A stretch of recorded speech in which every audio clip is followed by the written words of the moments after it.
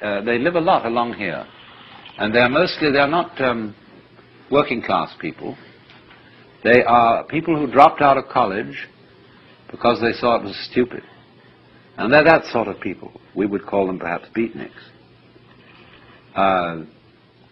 But you see, the city doesn't like it because they aren't owning the right sort of cars, and therefore the local car salesman isn't doing business through them. They don't have lawns, and so nobody can sell them lawnmowers. They hardly use dishwashers, appliances of that kind. They don't need them.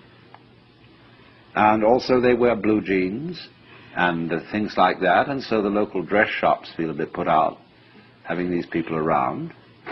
And they live very simply. Well, you mustn't do that. You've got to live in a complicated way. You've got to have the kind of car, you know, that identifies you as a person of substance and status and all that. So there's a great problem here in our society. Now, why is there this problem? There's always a very inconsiderable minority of these non-joiners or people who check out of the game. But you will find that insecure societies are the most intolerant of those who are non-joiners. They are so unsure of the validity of their game rules that they say everyone must play. Now that's a double bind.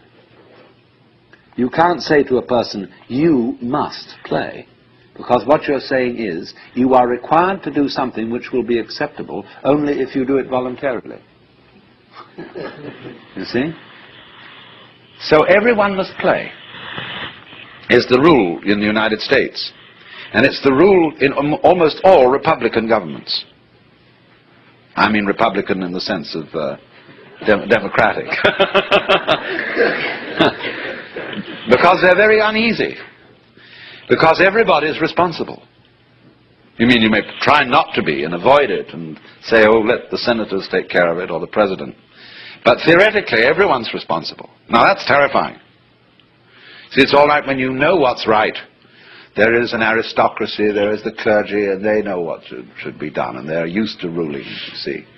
But now it's in your hands. You say, well, what are we going to do? Well, I think this way, and you think that way, and he thinks the other way. And so we're all unsettled. And therefore, we become more and more conformist. Individualism, rugged individualism, always leads to conformism, because people get scared.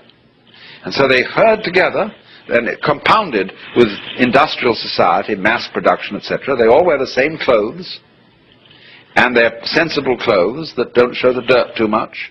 And we get duller and drabber, and with the exception of the Californian Revolution.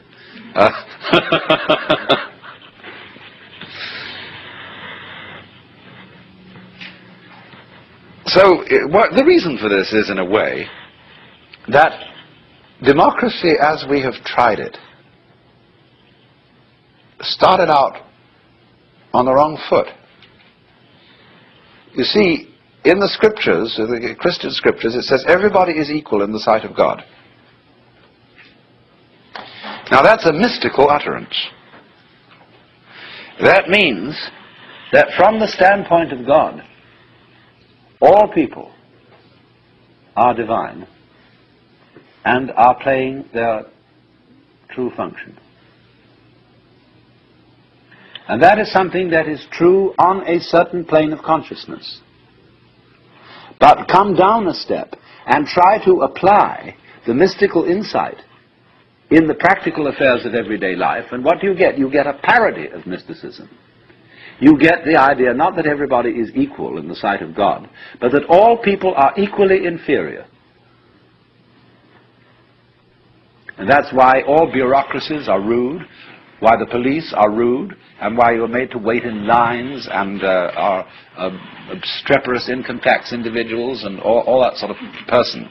Because everybody's a crook. Everybody's equally inferior. See, that becomes the parody of democracy. And that kind of society, watch out for it. It turns in a quick click into fascism because of its terror of the outsider. Now, a free and easy society loves outsiders. In fact, it's a little bad for the outsider's integrity, because he becomes the holy man, see? And people make salams and give him food and all that. They really take care of the outsider, because they know that man is doing for us what we haven't got the guts to do. That outsider who lives up there in the mountain is at the highest peak of human evolution. His consciousness is one with the divine.